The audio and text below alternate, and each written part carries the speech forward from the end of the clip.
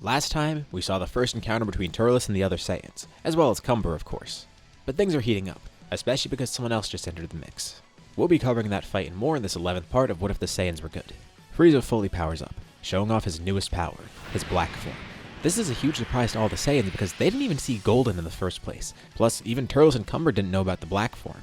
Now, unlike normal, Frieza wasn't training in some place where time passed slowly, but rather he was just training this entire time. I mean, a lot of time has passed since the beginning of the story. And especially after encountering Turles, he kicked into high gear, which is how he unlocked this black form.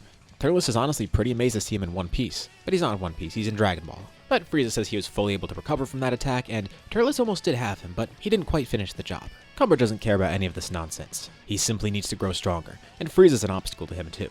Everyone here besides Turles is an enemy, and even now he's unsure about Turles too. But you know what, if Frieza really is the strongest here, Cumber's gonna test out that power. Without hesitation, he charges towards the Emperor ready to showcase his full power.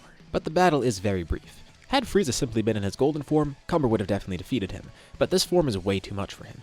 At least in his current stage. And it's pretty interesting. It seems like Cumber doesn't have any sort of transformations. Frieza easily dispatches him and then looks around. Huh, you didn't even realize. All the Saiyans here have weird hair colors. There's Broly with green hair, and then the rest of them are all blue or red. Well, besides Turles, of course. Years ago, had he encountered a Super Saiyan, he would have been terrified. But here he's seeing something way beyond that. He's seeing Super Saiyan God. And the combination of those two forms as well. To think, those legends are pretty much meaningless to him now. Even with multiple of them together, they're not going to stand a chance against him. With Cumber easily defeated, he's tossed to the side. Although he shows Cumber the same courtesy that Turles showed him, not killing him. It's not like Cumber will be a problem for him anyways. But just as Frieza is about to fight, there's a giant pillar of light that appears. Beerus and Whis arrive with Shallot and Giblet. And Frieza's a bit taken aback at first to see the God of Destruction here. But Beerus isn't here to get involved. He's just going to watch this battle. For that slight moment, they did see Frieza look a bit fearful because it seems like Beerus could have actually defeated him. Although Beerus looks around and is pretty happy at what he sees. A bunch of Super Saiyan Gods and Super Saiyan Blues. These Saiyans have definitely been putting in the work recently. And they came to drop off Shallot and Giblet because, well, they're going to be useful. Having 2 extra Super Saiyan Blues here would be really helpful. So Shallot and Giblet immediately power up, ready to face off against Frieza. They don't even get the rundown about Turles and Cumber because it seems like for the time being, it's an enemy of my enemy situation. Well, at least for Turles. He's more concerned about killing Frieza than his fellow Saiyans, so he goes along with it. He'll wipe them out later. Vegeta can't believe all this is happening at once. First of all, these 2 other Saiyans show up, and they're both evil Saiyans. But at the same time, Frieza's now here. It's not like they're unprepared, it's just this is very unexpected, especially with both of these things happening at once, and the former not being expected at all. Well, Frieza's fine with this. If Beerus wants a show, he'll be sure to give him a show. His aura grows much larger as he charges Ki, powering up to the max. After all this time, he finally gets to kill these Saiyans. All at once, no less. He could just blow up this planet and get it done with, but that's not going to be satisfying enough. He trained for this specific reason. He wants to kill them with his own hands, not with some cheap method like that. Frieza takes on all of the remaining Saiyans at once. It is a bit tough to coordinate because obviously Frieza's way stronger than them individually, and there's a bunch of them fighting all together, and despite how well they fight together, it's still all these people fighting together at once, which is really hard to do. Turles can't believe how much stronger Frieza's grown. If only he had killed him back then. Why didn't he make sure he was dead? He didn't realize Frieza would have grown this powerful too. Now, Turles himself has grown pretty strong. He's trained a bit with Cumber, and he's definitely had more fruits from the Tree of Might since the last time he encountered Frieza. But Frieza grew at such a rapid pace. Although, maybe there is a chance. It's a good thing they're meeting Frieza now rather than later, because if they met him later on, he probably would have been so strong that they would have stood no chance at all. Here there is at least a sliver of hope, especially with Turles fighting on their side, and all of these Saiyans together, especially thanks to Beerus and Whis bringing Shallot and Giblet here. And Beerus and Whis are actually not going to intervene at all. If the Saiyans die, well, that means none of them are worthy enough to be his rivals. Even if it takes all of them at once, as long as they defeat Frieza, that will prove to him that they're worthy of that, specifically Shallot and Giblet. Show him the true power of the Super Saiyan God's descendants. Barely conscious nearby is Cumber. He hears all this talk, and he can sense the power of Shallot and Giblet, but hearing this, it sets off alarms in his brain. Wait, did he say Super Saiyan God? And not just that, the Super Saiyan God's descendants. Everyone around him had that same red hair, which he didn't really care about. They were just showing the form off. He tries to stand up, still with blurred vision, and through it he sees Shallot and Giblet. Both have blue hair now, but just from their silhouettes alone, they look like who he fought in the past, and he can feel it in their ki too. They are the descendants of the original Super Saiyan God he fought. As the Saiyans all fight Frieza, Turles also comes to see something different. He can see that these Saiyans do possess the pride and the drive of the Saiyans that he expected, despite not being ruthless like him. Maybe seeing them in combat was a good thing because now he gets to see the side of them that he thought wasn't there. How they've grown and how they fight with no regrets, it's great.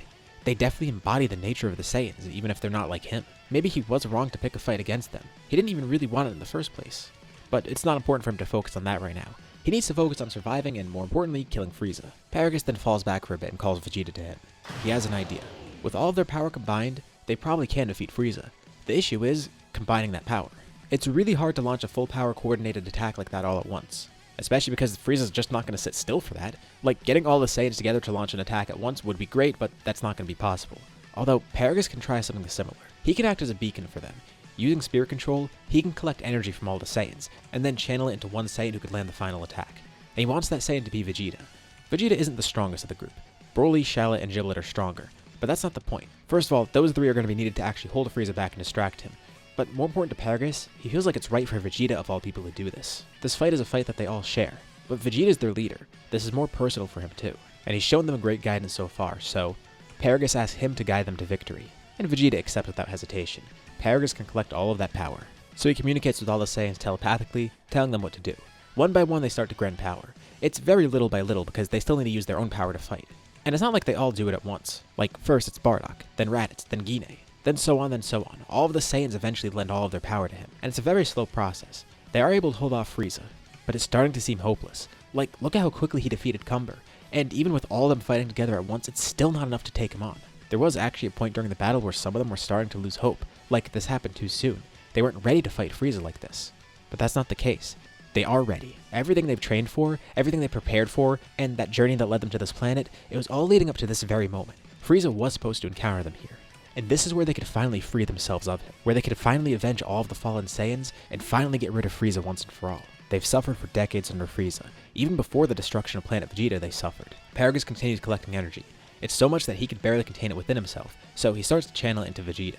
And then they get the final piece of what they need. Broly, Shallot, and Giblet lend their energies. And surprisingly, even Turles lends his energy too. He can't let a fellow Saiyan die, especially by the hands of Frieza. He would have loved to be the one to kill Frieza himself, but he missed that chance before. Even if he missed that chance, he could still be a part of it here. He still can take a part in defeating Frieza. Frieza then floats up into the sky and points out each finger at all the Saiyans below. This fight's getting boring for him. He's had his fun with them, and now he'll just kill them. From each finger, he launches an individual beam, ready to kill 10 of the Saiyans all at once. And Vegeta's about to jump in and stop this, but it's already too late. The beams have all been launched and 10 random targets have been chosen. But the lasers never hit their targets. Well, all the targets were hit by something. A couple of the Saiyans are injured, but it's like something hit them and knocked them out of the way of the attack. And they weren't hit by intentionally lethal attacks. Not too far away, Vegeta feels a familiar energy, and he smiles, feeling comfort in this. Tarble and Nappa immediately recognize it too. The nearest planet illuminates the sky, and on that planet sits a lone sniper, Granola. Glad to see the Saiyans are still okay. He's been watching this fight and was waiting for the right time to intervene. He couldn't really do too much here, and there's nothing his attacks could have done against Frieza. But with his aim, he just saved all those Saiyans, and for a brief moment, he did distract Frieza because Frieza looks around to see who did that. It's not like he could see to another planet, unlike Granola. His vision has improved heavily. Not that Frieza would have been able to match his vision before anyways. And with this brief distraction, all of the other Saiyans give this final push, lending the rest of their energy to Paragus, who channels it into Vegeta. And Vegeta feels such immense power flowing through him that he could barely contain it now too, just like Paragus. What he's feeling right now, this isn't just power, this is hope. It's the spirit of the Saiyans, their drive. It's the pure essence of the Saiyans, held all within the Saiyan Prince, wielded as a weapon to finally get rid of Frieza. And Vegeta powers up beyond his maximum. He starts glowing radiantly, and he dashes across the battlefield. For a split second, Frieza looked away trying to find where Granola shot from. But he turns back and sees Vegeta darting towards him, surprisingly fast too. None of the other Saiyans move that fast, and the power that's coming off of him, even the pressure from his aura alone, Frieza could tell something's different with it. And Vegeta yells out, "No more." This is where Frieza dies, and where the Saiyans are reborn. He hits Frieza with a devastating punch, flying right through him, tearing the Emperor right in half. But the second Vegeta made contact, all of his energy went into Frieza too. As Frieza split apart, he thinks it's nothing. He survived worse before. This isn't like any attack he's faced before though. The spirit and energy of all the Saiyans courses through him, a combined attack channeling all of their power. Desperately, Frieza tries to hang on, but it's too much for him to handle. He's consumed by all the power flowing through him, screaming out as he turned into a brilliant explosion. A nice fireworks show for the Saiyans. Vegeta floats there nearby, injured, tired out, but also content. He put all of his power into that attack too, of course, and he instantly drops down into his base form and then falls to the ground, unconscious with all the other Saiyans ready to celebrate. And you know, Beerus was pretty impressed by that. Their fight with Frieza is over, but their fight isn't over. There's another power surging nearby. The Saiyans are all pretty badly beaten and also pretty worn out too. And Cumber's no exception, injured and also tired. But still, that thing he heard before about the Super Saiyan God's descendants, it can't be true, right? With an immense amount of adrenaline flowing through his body, he stands up, barely being able to do so at first, but then regaining his composure. he gets a good look at Shalla and Giblet, and slowly, he steps towards them. They turn around and immediately feel his evil presence, knowing that something's wrong. They still didn't get the rundown about what happened. Nappa tells them that guy's apparently some ancient evil Saiyan, and that rings a bell for the twins. That's what Whis and Beerus told them about. They look over at Turles too, and they can feel the same energy coming from him, but this is different. Turles is a modern evil Saiyan. This is an ancient evil Saiyan. As Cumber gets closer and closer to them, his power grows more and more. His aura grows fiercer and fiercer. Embarrassed by Frieza, and now having to encounter the descendants of the person that defeated him so long ago. It's all so humiliating. Where is his strength as a warrior? Why is he not doing anything to stop this? And his eyes dart over at Turles. He fought alongside them. Is Turles being swayed by these weak Saiyans? Turles always had a soft spot for Saiyans in general, but Cumber can't believe this behavior.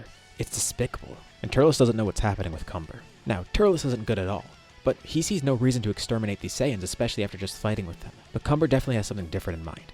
He's wholly consumed by rage and power, and those Saiyans should all be extinguished. His aura grows fiercer and fiercer. And then, his hair starts to change too. His power is overflowing. Now, he's definitely not as strong as Frieza, but with all the Saiyans being so weakened and having given all their energy to Vegeta, it's definitely going to be no easy task fighting Cumber, especially because he transforms. While still retaining the power of an evil Saiyan, he then turns into something they're all too familiar with, a Super Saiyan. For the first time, Cumber's become a Super Saiyan, but with the added bonus of him having an immense amount of power on top of that, displayed in his evil aura. So, yes, they defeated Frieza, and their fight with him is over. But now, round 2 begins against a new enemy. If they're going to survive, they'll have to defeat Cumber as well. Beerus and Whis find it quite interesting. First, they had to get rid of Frieza, but he wasn't the only reminder of their past, the only thing that held them back. It seems the evil Saiyans weren't completely dealt with either. Beerus and Whis wonder how those Saiyans will deal with this. And with that, we'll leave off here for now. What did you guys think about this part, and what's going to happen next? Leave your thoughts and ideas in the comments below. I'd love to see what you guys think. As usual, be sure to drop a like and subscribe if you haven't already. It really does help with the channel, and it shows me you want to see more videos like this. Anyways, thank you all for watching, and I'll see you all in my next video.